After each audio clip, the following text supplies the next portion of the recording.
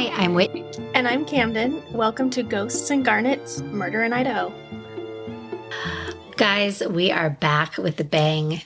We are going to be finishing up the tale of Flypaper Lyda today. And I was realizing when I was going through this that I should have put more of the story in part one. Because this is going to be like twice as long as the first one was. And when all said and done, part one only ended up being like 30 minutes when all the editing was done. So anyway, strap in, because do we have a tale to tell you? Let's do a little breakdown, a recap of episode 1. You might need a pen and paper. Quill. Feather quill. I'm a list maker. I like putting the same pen to the paper. All right. Anyway, we've got numero uno, Ed Dooley, August 1915.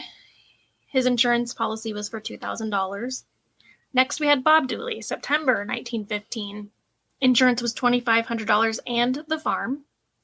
Then we had Bill McAfee, October 1918. No insurance, but he had the ranch. Harlan Lewis, July 1919. Insurance $10,000 plus the estate. Next, we have Ed Mayer, September 1920. Insurance $12,000, not collected. Also, we have the mysterious death of Lyda's 3-year-old or infant daughter in the fall of 1917. All this, of course, was only what they knew. There were several gaps in the timeline where she might have met and married other men. Like, almost for sure she did. She's so mysterious. I got the current day total on what she collected. You know how much I hate math, but I did it for you guys, so you're welcome. She collected, with these deaths so far, she collected like $270,000. What would be today? $270,000 in the span of 5 years. It's a lot of money. And she was young. And here's what. What did she do with all this money? After reading this story, I feel like all she did was flee. She had a lot of traveling to do. It's not like she was going to exotic, far-off places. Like, the furthest she went was Mexico, and she went with El Zorro. You know? She was waitressing and cleaning houses in between this stuff. Like, that's what makes me feel like this was not just about the money. Because it's not like she was spending all of that money. This was a 5-year period. She had that much money to spend. And she wasn't doing anything but finding more men to kill. You know? Right. So something interesting that I was reading about today actually was some psychologists who were doing like a study on her and other, female killers and whatever who had collected money for life insurance. But they said that they speculate that she had been a victim of sexual abuse when she was a child. That's interesting. They did not speculate on who would have been her abuser or anything like that, but they just couldn't wrap their mind around that she was only doing this for the insurance money. And the other thing, apparently in the 1900s, it was not all that common for people to be getting life insurance policies. So it's not like she could bet on it. No, it's just, it's totally baffling. Like, the choices that she makes, it's craziness. Like, one, you can't understand it, but one, okay, you're going to get $30,000 from knocking off your first husband and his brother. You would think that would end, but not even a year later, she kills the second one. There's no murdery, reasonable explanation for it. Well, she hated men. She hated men and she loved men. You know? She loved a sailor. I mean, yeah. She liked a man in a uniform. Who can blame a girl for that, really? It doesn't. I was just going to say. I still get all a flutter when I see the fire truck in the grocery store parking lot, because I know that the firemen are inside doing their grocery shopping. Ooh la la. Let me just say, if you're into a fireman, McCall Fire Department, they're actually on fire. Maybe we should do a story in McCall. Okay, here we go. We're going to get into it, guys. So where we left off last time is Detective Virgil Ormsby, after traipsing across the West, down into Mexico, finally figured out where Lyda was. And Lyda was in Honolulu, Hawaii, enjoying husband number 5 that we know about. So he sends a telegram to the Hawaii PD and he heads back to Idaho for some rest and relaxation time. Actually, he just goes back there to get a warrant and stuff because he's got to go to Hawaii and pick her ass up. So it's May of 1921 now, and it is 8 months after the investigation started into Ed Mayer's murder. Captain at the Honolulu Police Department, named Captain McDuffie, was the recipient of Ormsby's telegram and was tasked with arresting and detaining Lyda until the arrest warrant was sent over from Idaho and Ormsby could come and pick her up. Since they would be traveling by boat, Lyda would need a woman to stay in her cabin with her for the duration of the trip back to San Francisco. And this is wild. They deputized Virgil Ormsby's wife, Nellie, so that she could get on the boat to Hawaii with him and chaperone Lyda's ass on the trip back. So she was sworn in as a deputy 2 days before they left on the train for San Francisco so they could get on the boat. And she carried the extradition papers signed by C.C. Moore, the Lieutenant Governor of Idaho. So on May 18th, 1921, the Ormsby sailed for Hawaii on the ocean liner Matsonia to bring Lyda back for trial. Now, Captain McDuffie had issues of his own in Honolulu. He had picked up an indignant Lyda who insisted on wearing her fur coat to the police station over her pajamas in 100-degree Hawaiian weather. Same, Lyda. He picked her up, he threw her in the clink in Honolulu, and he started his own investigation. With the help of the Pearl Harbor naval authorities, he located her husband, who was aboard the USS Monterey, which was moored in Pearl Harbor. Paul, he really loved Lyda, and he did not want to believe that she was a serial killer, but she was, Paul. Poor buddy. So he absolutely decided to stand by her. He was enraged by the accusations made by Captain McDuffie. And when McDuffie asked him if he had taken out an insurance policy, he kicked McDuffie off of the boat. So McDuffie starts talking with Southard's commanding officer and was informed that Paul had indeed applied to the Navy for a $10,000 government insurance policy. The application had been rejected due to legal complications, but he's a liar, pants on fire. So McDuffie starts checking around other insurance companies in Hawaii, and of course he finds that there is a pending application for a $5,000 policy. The beneficiary is Mrs. Lyda Southard.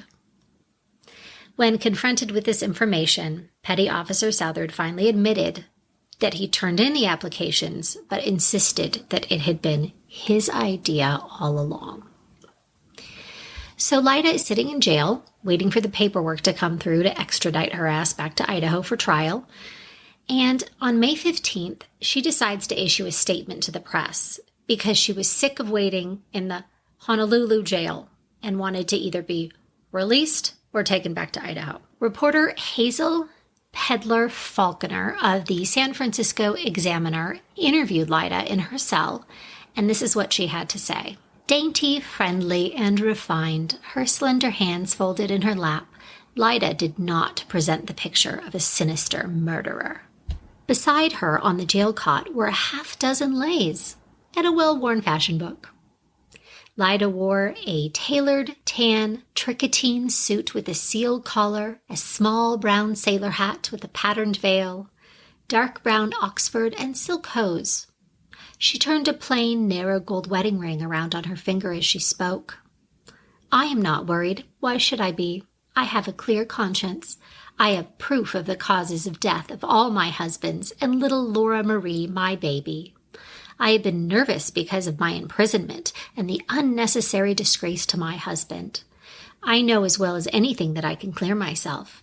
The evidence gathered against me is purely circumstantial. Their work is to prove the charges, and that will not be easy because of the documents I hold. Life insurance was no object to me. I have had enough money. And what insurance my husbands carried were business propositions they took out without regard to me or without consulting me generally. Really. I wish you guys could see our faces, but...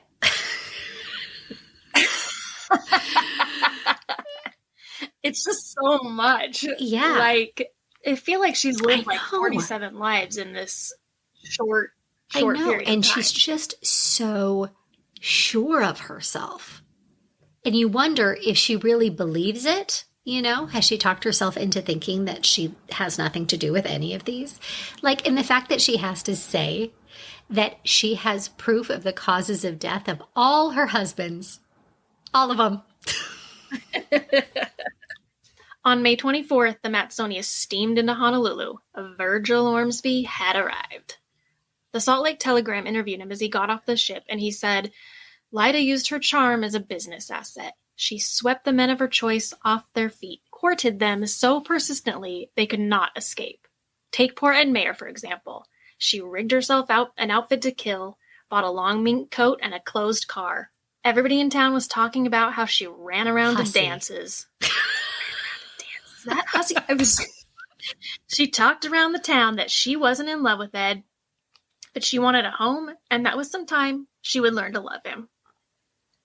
Lyda had to be medically cleared for extradition, so city physician R.C. Ayer and naval hospital doctor Joseph Schwartz examined Lyda and concluded she was neither physically ill nor a typhoid carrier. They certified she was ready to sail the following Wednesday. Lyda was headed back to Idaho. As they prepared for departure, Lyda's father issued the following press report statement. Saying we would not support our daughter are totally false. We stated that if we thought she was guilty, we would not support her. Since then, there have been charges made that we know are false. We plan to support her. It looks as though certain individuals are working for publicity. 2, at least, are having a grand pleasure trip at the expense of the taxpayers and this girl's reputation. Now, I want to ask this of the good people of Twin Falls, that they withhold their verdict at least until the girl has had a hearing. All we ask is a square deal for the girl. On June 1st, Virgil and his wife escorted Lyda Southard up the gangplank of the Matsonia. Paul Southard accompanied his wife. This is so wild to me. Mrs. Ormsby shared a cabin with Lyda during the crossing, and they reportedly got along swimmingly.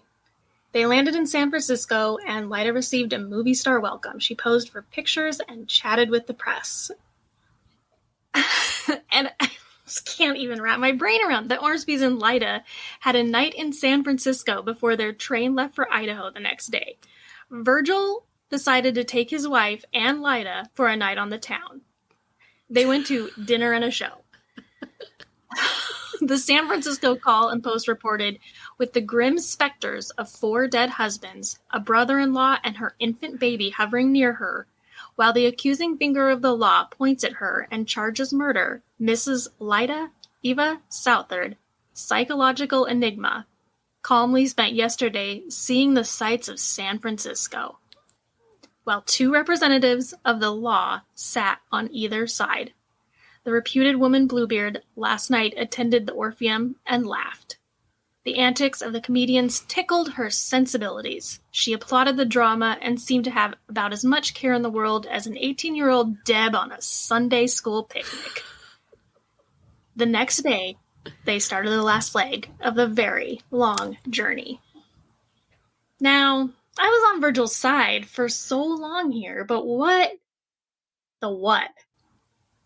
I feel like it's like a sign of the times. With everything is very, with the exception of all the murdering, everything is very civilized. You know, they have some time, and so they decided to go to dinner and a show, and it was all very civilized.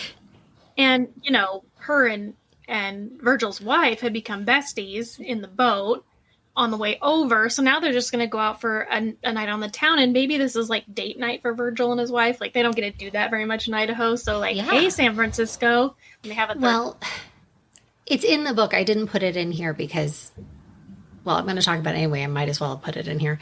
But Virgil's wife kind of believed Lyda that she was innocent. Like, Lyda had her so charmed that she really, up until the day she died, thought that Lyda was innocent.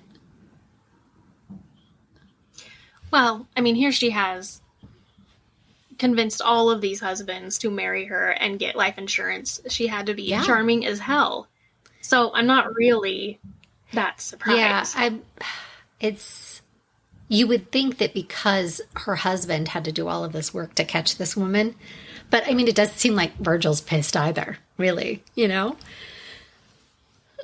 Virgil got a trip to Hawaii. he's going to go to dinner and a show. Wild times. After Lyda arrived in Idaho, her mood was oddly upbeat for someone who had just been arraigned for murder. A report for the San Francisco Examiner captured her mood as she was quoted, "The situation grows brighter with the hours. I see hope in the faces in the courtroom and in the faces of my friends I met in the corridors. I see hope in the faces of my lawyers, and there is hope in the voice and eyes of my dear old daddy. I cannot, in these circumstances, let this fight lag. They have dug up the pure little body of my dead baby, in the vile suspicion that I might have poisoned it. And I want that vindication that can only come at the end of a full hearing of all the facts. I want an immediate trial. We will disclose on how flimsy a basis they have hung these charges. I do not want to swelter all summer in the hot jail just because the state says it is not ready for trial. If the state is not ready, then it should not have made public their charges against me. The hard part of all this is in the past now. My dread was in meeting the faces of the folks. What would there be in Daddy's face? I knew his words would be kind, but the eyes, I dreaded to look into them. They are so truthful. If Daddy had even a suspicion that I might be guilty, his eyes would tell it. All the way across on the long trip, I have thought of those eyes and of Daddy's evening prayers. As I knelt at my bed at night, I have seen Daddy's bowed head. And so I dreaded to meet him, yet yearned for him. Can't you see how jubilant I am? Daddy knows I am innocent. His eyes have told me so." That's intense. That's an intense statement, Lyda. It's intense. And then, like, the fact that she calls her baby an it. Yeah. That's odd. On September 26, 1921, began what was to become the longest criminal trial in the U.S. up to that point. It would last 6 weeks and was a complete fucking circus. Witnesses were brought in from all over the country. The press corps was represented from major metropolitan papers from all over the world. Some of the speculation was so outrageous that I can't believe it was printed, but it's so 1920s, so I'm going to read you one of them. But this reporter named Louise O'Hara interviewed a criminologist, and I think at that time criminologist was essentially like a palm reader. Like, I don't think there's any like scientific facts behind any of this. It's total fucking gibberish, but I'm going to read it because this was actually printed in a paper. So this criminologist examined Lyda's face and said, "Her face is that of a weak woman, capable of committing the crimes of which she is accused, yet unconscious of her guilt. There is no stoicism in her character, but simply a great lack of understanding. A guilty woman would make a great show of righteous indignation. An innocent woman would be flat on her back from the ordeal. But Mrs. Southard simply does not realize she has committed a crime. She would be more concerned if she thought she was to lose her supper tonight than if she was going to face the gallows. It's simply a case of her not realizing what she has done. She is utterly devoid of feeling. The short chin and the short upper lip, which slightly protrudes, and the peculiar construction of the nose just between the eyes are unmistakable signs of weakness. And those baby blue eyes show no distress, as those of either consciously guilty or an innocent woman would. If she committed the crimes of which she is accused, it was done as an animal would, with simply a desire to get rid of something unpleasant with little regard for the means or the consequences. I would be pissed if somebody wrote that about me. Duh, Camden. Just said to me in front of everyone. Well, I just don't like how she said the short chin and the short upper lip, which slightly protrudes. Well, you know that this was a man, right? Like, a man said this about her. Louise O'Hare was a man? Who interviewed the, quote, criminologist. Yes. Criminologist. Camden, come up. Yeah, so, no, I'm sure it was like a dumpy old man. The peculiar construction of the nose, just between the eyes, like Whitney. On opening day, the courtroom was packed and extremely hot because it's summertime in Idaho. And as my cousin-in-law, Canadian Jess Joy, will tell you, she will not venture south of the Canadian border to visit us in the summer because she says it's the pit of hell. Yeah, it's pretty warm. 4 attorneys from the Twin Falls law firm of Guthrie and Mills represented Lyda. A hush fell over the crowd as she entered the courtroom on the arm of her husband. Dressed in a light summer frock, she looked calm and collected. To simplify the case, Lyda had been charged only with the murder of Ed Mayer. I'm going to say that again. She had been charged only with the murder of Ed Mayer. So let me just interject here real quick, because I was reading and they were saying that although arsenic was found in 5 of her victims, the prosecutors were only able to pin Mayer's death on Lyda, and the evidence on the other 4 deaths was purely circumstantial, because we were talking about why she didn't get charged with the others. Oh, in the book it just made it sound like they did it because it was just easier and faster to just charge her with the one. Well, I mean, they also did take a known murderess out on the town in San Fran, so your guess is as good as mine. Could be. Either way, she was only charged with one murder after she knocked off a shitload of people. But what's interesting is she was only charged with the one, but evidence pointing to the killing of all of the other ones was admitted. So they could talk about how she killed other people. She was just going to get charged with the one. So the prosecution had brought its big guns, headed by the state's Attorney General, Roy L. Black, County Attorney Frank L. Stefan, and lawyer E.A. Walters. Now, even with all of the evidence that he had at his disposal, Prosecutor Stefan was not going to take any chances in this trial. He had heard about a man named Buddy Thornburg, who came really close to marrying Lyda a few months before Lyda married Ed Mayer. In early 1920, Thornburg came to Twin Falls and became a reporter for the Daily News. And he met Lyda in the Grill Cafe, where she was a cashier. That is where she met Ed Mayer as well, waitressing, even though she had all this fucking money. So Lyda, it is said, pursued Thornburg, and I think he was a little bit overwhelmed with all of her attention, and he told his friends he was going to marry her. He also told them that Lyda had advised him to keep his $10,000 government insurance policy and take out a new policy from a private insurance company. But his friends pleaded with him to not marry Lyda, and eventually he did end things. Then it was rumored he had moved to Washington, but he had not been heard from since. And when Prosecutor Stefan wanted to speak with him, he was unable to find him. Just let that stew for a minute.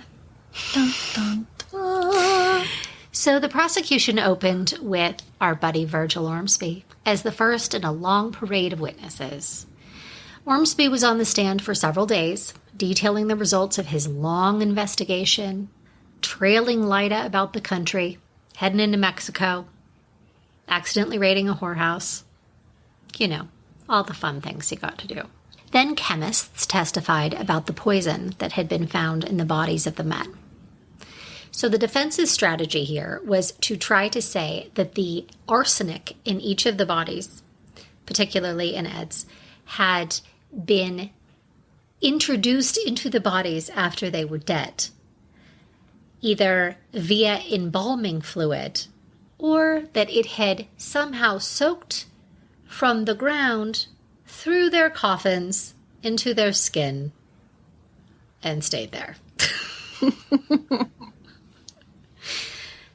Now, I know science in 1920 was not as it is today, but I can't imagine any reasonable human being thinking, yes, the chemicals in the soil somehow managed to get through the coffin, soak into a body, and be evenly absorbed into all of the organs, despite the fact that there's no blood that is pumping shit through their body. Anyway, this was their strategy. So the prosecution called John Gilbaugh, who is a chemist from a Portland chemical company, and he testified that Royal Balmo, which is actually the name of the embalming fluid that they used at the morgue. Shirt. Yeah, t-shirts, TM. He testified that Royal Balmo did not contain arsenic. No. Then Charles Hendricks of the Embalmers Supply Company testified that that company's fluid also contained no arsenic. At this point, the defense was grasping for any reasonable doubt straws. They weren't finding any BS. Now, this is very interesting. The prosecution called a woman named Mrs. James, who was living at the same hotel as Lyda when she was married to Ed Mayer. Now, if you remember, Lyda somehow got out of living with Ed because she was living in a hotel in town. This woman was also staying at the hotel, and she said that she wasn't even aware Lyda had gotten married, as she was still going by Mrs. McAfee. So one day, Lyda appeared distraught, and she told Mrs. James that her secret husband was sick with ptomaine poisoning and that he was in the hospital. And then Ed died. Ptomaine poisoning. I remember that. Mrs. James testified that she saw Lyda in her hotel room 15 minutes after Ed had died. Lyda was packing and told her that Ed had only married her for her money. And then Lyda said, quote, "There's been a lot of talk going around that I poisoned him, and they are going to hold a post-mortem." Then Lyda said, "They'll not find me. I'm going to beat it to Los Angeles or San Francisco." That does not seem like something an innocent lady would do, Lyda. Nope. So the trial dragged on, and Lyda attempted to make a good impression on the all-man jury. She'd smile at them and look demure, but things were not looking good for her, especially after a witness testified about the disappearance of Ben Cheeseman, a car salesman who met Lyda after Harlan Lewis died. They took off together, and then Cheeseman vanished, leaving his belongings behind and not collecting his $600 salary that was due to him. He was never seen again. A nurse testified that Lyda had given Ed bread and water at the hospital after he was making improvements, and then he quickly declined. The chemist, Dr. Edward Rodenbaugh, who was there standing by the grave at the beginning of the story, testified that Ed's organs contained 9.8 grams of arsenic. Half a gram is lethal. So the defense was drowning, and they decided to Hail Mary it and put Lyda on the stand, hoping she could charm her way out. She denied everything. She stated she had a fanatical aversion to flies, and that's why she had all that flypaper.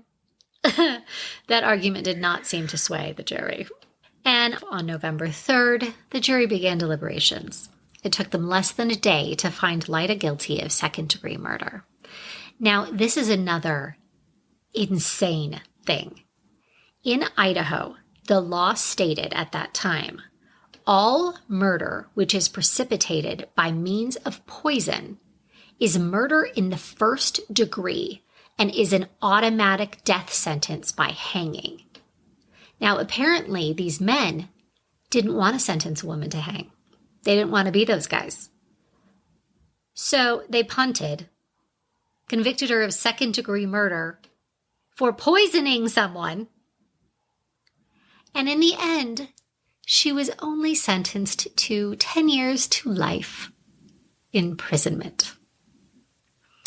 Upon her conviction, husband number 5 files for divorce. Man, he got away by the skin of his teeth, that one. And it was reported that as he left the courtroom, Deputy Virgil Ormsby smiled. For all of that, the trial is so anticlimactic. Yeah. I mean, yeah. My God. Well, I mean, I don't think that there's a lot you can say when they have, it's not like, I mean, circumstantial evidence is still evidence, but they had like a significant amount of evidence. Right. Like, it's not that hard to track. I mean, do I think that she would have been convicted if they wouldn't have been able to put all of her past alleged crimes? Yeah, if they wouldn't have been able to use the other husbands, I don't know if they would have convicted her. But I think at that point it was such a circus. And it wasn't like they were going to get people on the jury who hadn't heard of this. This is in Idaho Falls, Idaho in 1920. There's like, 1,000 people there. Just, right. So she was convicted. But yes, it does feel. Well, no, they're just, I mean, at that time, here are these 12 male jurors. And, this is one of the first female, I think, who was the one in England that had been caught right before her, but it was she was the first one in the United States that people had heard about were killing all of these people. So I just feel like that these men, especially because it seemed that she was very charming, couldn't fully wrap their brains around it. And right. And I read an article and it was going through like each of the jurors, and it said their name and then their occupation, and it was like so-and-so farmer, so-and-so farmer, so-and-so farmer. They were all farmers. And, they were all probably like church-going folk, and they did not want to be the dudes who hung a lady. Yeah. No, totally agree. Yeah. That's it. Well, good old Lyda was incarcerated at the Idaho State Penitentiary. And as the years crawled by, she became more and more of a trustworthy member of the institution, and she charmed Warden Wheeler into letting her plant a garden. And he relaxed some of the other rules as well. She was even allowed to visit with some of the male prisoners. This is my favorite part. And she was, on occasion, observed by local townspeople in the company of the warden himself, discreetly picnicking on the shores of nearby Lake Lowell. Here's the thing. Lake Lowell is not nearby to the Idaho State Penitentiary. It takes, in a modern car, about an hour to get out to Lake Lowell from where I live. I have to admit that when I was reading this, I'm like, where the hell is Lake Lowell? I grew up in Boise. I've been to the penitentiary. No, I didn't grow up far from the penitentiary. So it's like, it is a ways. It's like a good 50 miles west of where she was imprisoned. And it still would have been weird. if he had been picnicking with her at a lake, a hop, skip, It and a would have jump been from weird the if he prison. was eating with her at the same table. This is all very weird. It's very weird. This is true. It was 8 years after Lyda's incarceration that Deputy Sheriff Virgil Ormsby suffered a stroke near his home in Twin Falls. He was hospitalized and fought his way to recovery, as he was almost back to normal when he was hit by a second stroke on December 29th, 1929. This time, he did not regain consciousness. He died hours later in his wife Nellie's arms. The coroner listed the cause of death as cerebral hemorrhage, apoplexy, and thus I know how to say it. Hold on. apoplexy. Apoplexy. It's a stroke. It's a stroke. That's how they used to say stroke. And thus, Deputy Sheriff Virgil H. Ormsby was laid to rest. Lyda Southard sent flowers to the funeral. They were good buddies. So sweet. But the tale of Lady Bluebeard was not to be concluded by the death of Ormsby. Lyda was getting restless. From her cell, she could hear the voices of the men working on the road outside. The men were prisoners called trustees who enjoyed extra freedom in exchange for good behavior. They built a new home for the trustees only a few yards from the wall of the women's prison. One day, she walked across the prison yard to the iron door that fronted the road where the men were working. There was a small peephole in the old rusty door. Lyda put one eye against the hole, and she spotted a small man with thick glasses. His name was David Minton, and he was Lyda's ticket out of prison. She convinced the warden to let Minton build her an iron trellis for her rose garden. Then, in the spring of 1931, two things happened that would facilitate Lyda's escape. David Minton was paroled, and a new warden, a real hard-ass, who had no time for her bullshit, named E.R. Thomas, came to the pen. It was time for Lyda to fly the coop. She sent Minton a letter telling him it was time and convinced a prison guard to smuggle in a saw and extra bedsheets. To smuggle in a saw.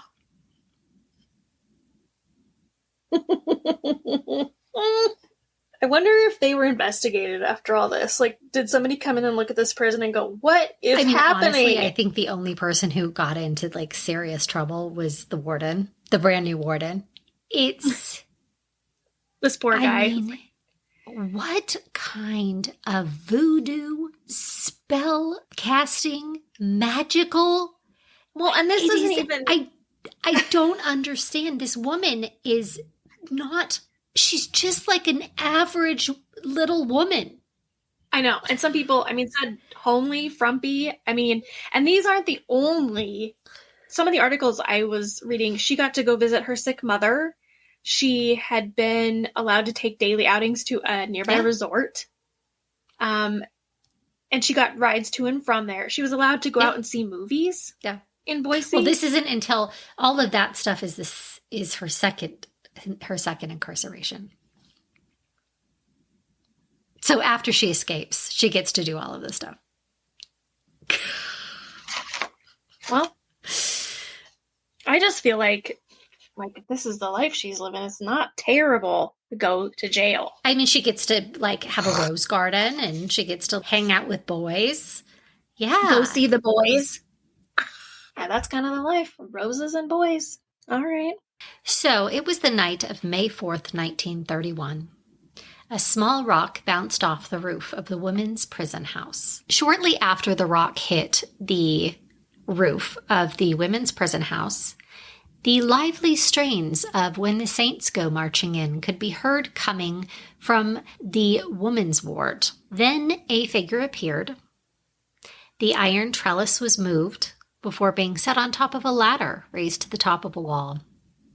The figure crouched down, picked up a coiled rope made of shredded bed sheets, looped it over its shoulder, picked up the loose end of a garden hose that was firmly attached to a workbench, climbed the ladder, and when reaching the top of the wall, uncoiled the rope of bedclothes, tied one end to end of the garden hose that barely reached the top, then tossed the other end over the wall. In a flash, they slid down the rope, paused for a moment at the ground, then jumped into a Hupmobile roadster parked in the trees across the road. The man behind the wheel started the engine, put the car in gear, and started backfiring down the road. Lyda disappeared. Longmont, Colorado, a few months later.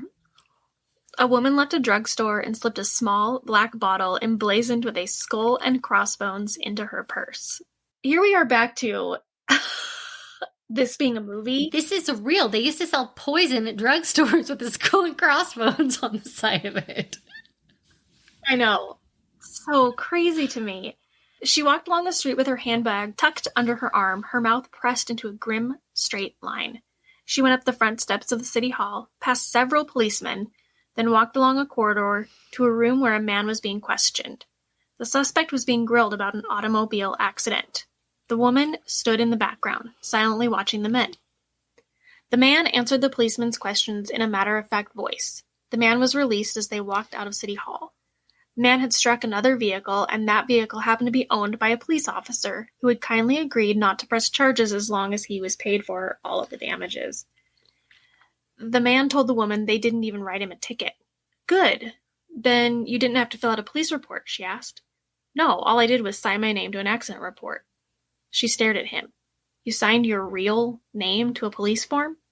Looking uncomfortable, David Minton replied, I'm sorry, Lyda. I guess I did it without thinking. That's what happens when you hang out with idiots, Lyda.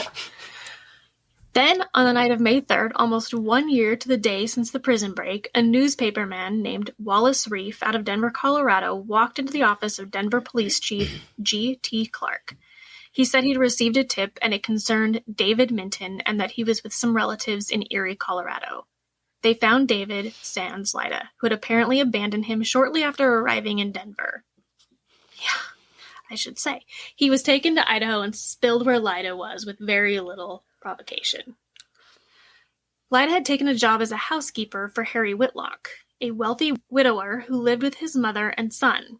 Soon after she started working for him, Harry's mother died of a gastric ailment. Then Harry married Lyda. The police went to the Whitlock residence where they informed a shocked Harry that his wife was a convicted murderer who was on the run. Harry said Lyda was visiting a dying mother in Akron, Ohio. When informed Lyda's mother was not dying or in Akron, Harry agreed to help the police trap Lyda. He was supposed to wire her money, and they arranged for a police officer to apprehend her at the wire office. But Lyda was not in fact in Ohio at all, but in Topeka, Kansas, having fled when she heard that Minton had been arrested. Police tracked her down in Topeka, where she had dyed her hair black and replaced 2 of her front teeth with gold ones. She surrendered peacefully, saying, I expected to be caught. Harry Whitlock had the marriage annulled. Warden Thomas and his wife headed to Kansas on the train to collect Lyda. The train carrying Lyda approached Boise on the morning of August 4th, exactly 15 months since her escape. Lyda rose early and dressed in a light blue dress, close-fitting turban, fawn-colored shoes, and silk hose. Every strand of her hair was in place, her face was powdered, her lips were rouged. No sooner had the train jarred to a stop in the Boise station than she appeared in the doorway, flashing a bright smile at several hundred of the press and curious who crowded the station platform. She waved, shouting, "Hello, everybody!" Then, like a movie star, she swept down the train steps, accompanied by Warden and Mrs. Thomas, then got into the prison car. Warden Thomas resigned shortly thereafter. This bitch is exhausting me. Like, if you had to be on this case, I'm so tired. Well, and just person after person just keeps facilitating her getting further and further along in her. Yeah. You gotta appreciate her commitment to looking her best. Like, who wears a turban? And did she still have her gold teeth? Did she turban and gold teeth? So I can't even, I wish we had a picture of this because I can't. And there's not a picture of her after they, like, directly capture her. I found something talking about her reward poster that they had put out. Yeah, I'm going to post it on the socials. It's crazy.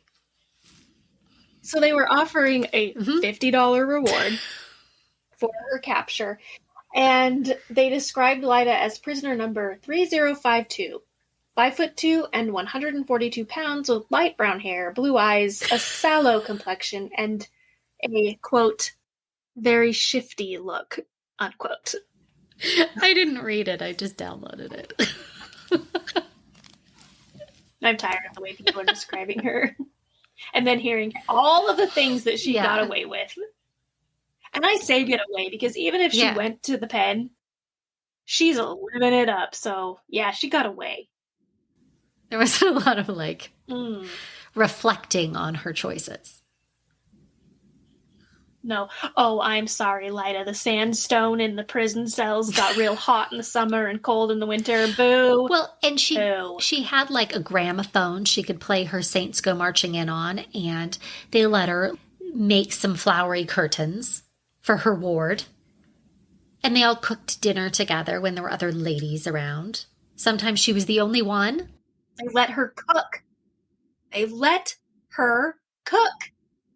I mean... So Lyda was returned to the Idaho State Penitentiary, where she convinced the new warden, George Rudd, to grant her trustee status, despite her earlier escape and all of the murdering.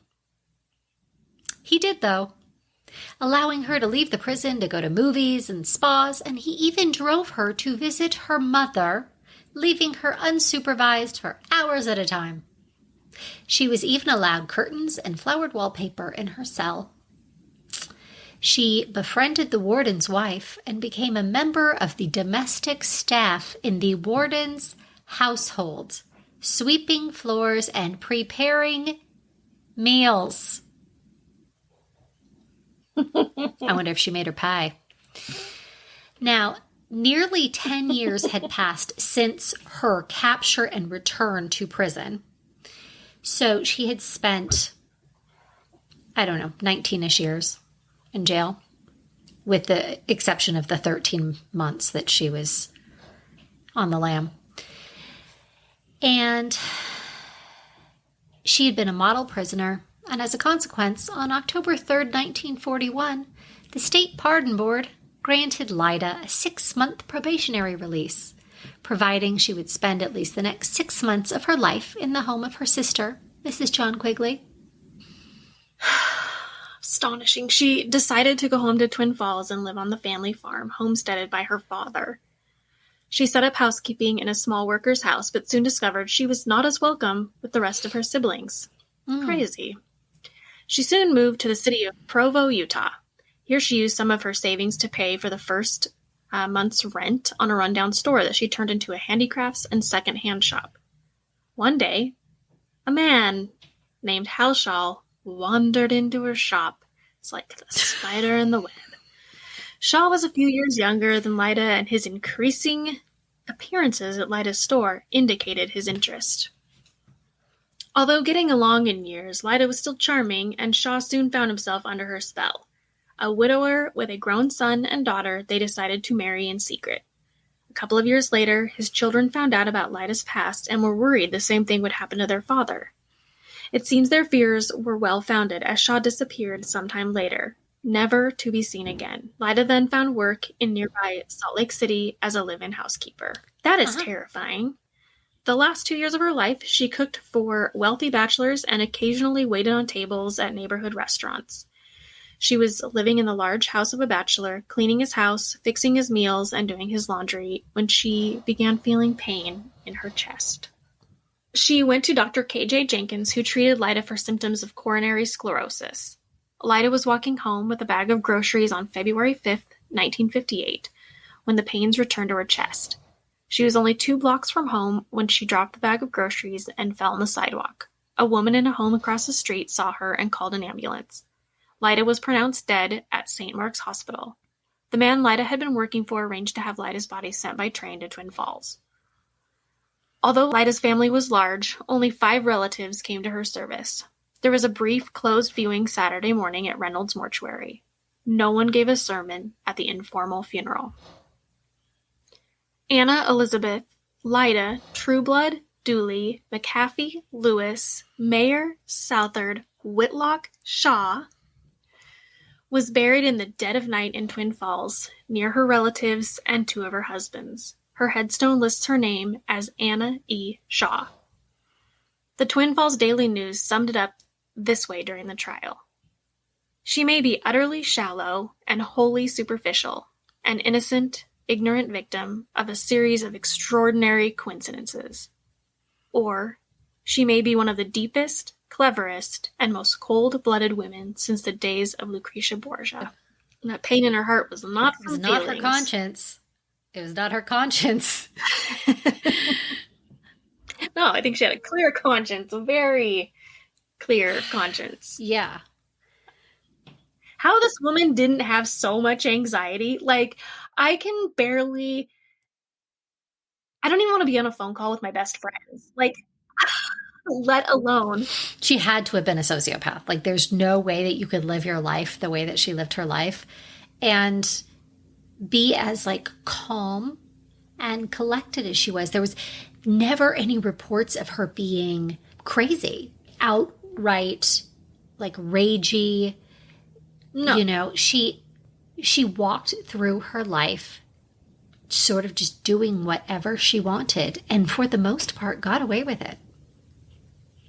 They also said her siblings, who did end up having to sort of deal with her body and burial and stuff, they went with Anna Shaw on her tombstone because they didn't want people to know who it was, like who it really was. Right, I read that. I have to imagine that whichever husbands she's buried by are not happy to be sharing square footage with their murderer. Like, that's some balls to put her in the ground next to some men she killed. Yeah, no, they're definitely haunting whoever made this sound decision. Well, they're probably dead now too, but they're definitely dead now. Well, I was reading something too that was talking about, you know, that her grave, you know, is probably one of the loneliest graves, you know, in Twin Falls. But in addition to the occasional curious visitor, there was one man who regularly visited and put flowers on her grave. His name was Joe Webster. He has since passed away. So he was Twin Falls Canal Company's dispatcher and historian for many years, and he had a deep fascination with Idaho's best-known serial killer who purportedly seasoned her home-baked apple pie with arsenic to kill her victims. He was reported to have always kept a picture of Lyda on his wall. And this was reported by Brian Olmsted, who was the Canal Company's manager. And Joe brought apple pie for them every year on the day of her death. Linda Shetler, who worked with Joe, summarized his fascination with a line she used frequently. Quote, "If Lyda was still alive, you'd be dead." End quote. So all I know is Linda is a bad bitch. Oh, Joe, you're such a creep. Like, that is creepy. But I mean, here we are putting the apple pie recipe on Instagram. So, I mean, I won't. I'm very excited to post the apple pie recipe. I have a feeling Megan Murphy will make me that pie. Oh, really? Oh. She's a baker extraordinaire. Maybe she'll even mail you one, like your last one. That would be nice. You know what else makes me sad about this time period? Well, not sad, jealous maybe. Is I was looking at all of the pictures, and everyone's wearing a hat. And I love a hat. Ooh, I know. People used to walk outside, and every time they left the house, they put a hat on. And I want to live in a world where people wear hats all of the time. And I remember my grandmother, Lolo, used to tell me about how she would never leave the house unless she was fully dressed, and how her mother, my grandmother Trout, would, always be dressed to the nines and always had her hat and her gloves and all of the things. And I don't think I would like a glove moment so much, but I would love like a hat moment. Do you remember when? This was probably 6th grade, maybe 7th. Are you talking about the pictures on the rocks? Well, those, but also the ones that we had done at the mall. I forgot about the glamour shots. One of us was wearing a beret. One of us was wearing a sailor cap. We have to find them. I have them. God. Don't you worry. Yeah. I want to read you this quote from Ed Dooley's father. Hilarious to me. He's talking to somebody about Ed being murdered, dying, and he says, Lyda told us Ed had died after eating sardines and milk. We all know that's guaranteed to make a polecat puke. It was Robert's death so soon after they got me to thinking. Polecat. Sardines. Sick. And milk. And it wasn't pasteurized milk. It was like milk straight out of a teat. Straight out of the udder. Sick. I don't like milk. I don't enjoy a cow milk. We don't have cow milk at my house. No. We don't either. And Ruby is always so annoyed with me. And I'm like, I can't. It's disgusting. Give me a good almond milk or oat milk or actually coconut milk. That's where it's at. What I heard once, and I have not been able to drink regular cow milk since, is a scientist said, milk from a cow is a baby cow growth fluid, and there is no reason why a human being would need it. Growth fluid. That's disgusting. I know. So gross. Ugh. We have taken a turn. I blame this on Mr. Dooley. All right. Well, we're going to hit you with an Idaho. There were not many women incarcerated at the Idaho State Penitentiary when Lyda was there. Often she was alone in the women's quarters, but there were a few times that she had, co-prisoner situations. There was a female bootlegger who had also induced a girl to enter a house of ill repute. There was a woman convicted of rape. And then there was a woman who was given 4 years for stealing a ham. Now, according to the prosecutor who put the pork purloiner away, his winning argument was, quote, the ham was a young ham. It was not strong. It was shown at the trial that the ham could not have traveled of its own volition. End quote.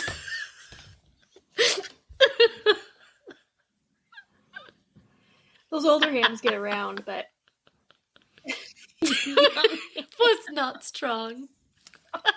Weird. Anyway, she got 4 years. The ham stealer. 4 years, and Lyda only got 10.